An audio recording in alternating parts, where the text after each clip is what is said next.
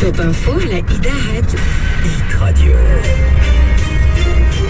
انعقاد مجلس الحكومة برئاسة رئيس الحكومة عزيز أخنوش نهار الخميس. المجلس غيدارس مشروع قانون كيتعلق بالمسطرة المدنية، بالإضافة لمشروع مرسوم كيتعلق بالوقاية الصحية لتربية الطيور الداجنة ومراقبة إنتاج وتسويق المنتوجات ديالها.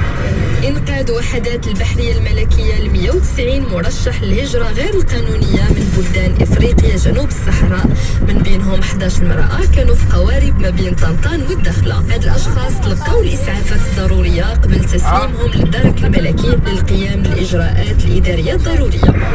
حجز حوالي 4490 قرص مهلوس و900 غرام من مخدر الكوكايين ما بين كازا وأسفي، بالإضافة لتوقيف 2 ديال الأشخاص متورطين في ترويج المخدرات والمؤثرات العقلية. عملية تنقيط المشتبه فيهم بينات على أن واحد منهم كيشكل موضوع مذكرات بحث على الصعيد الوطني صادرة من مصالح الشرطة القضائية في كازا.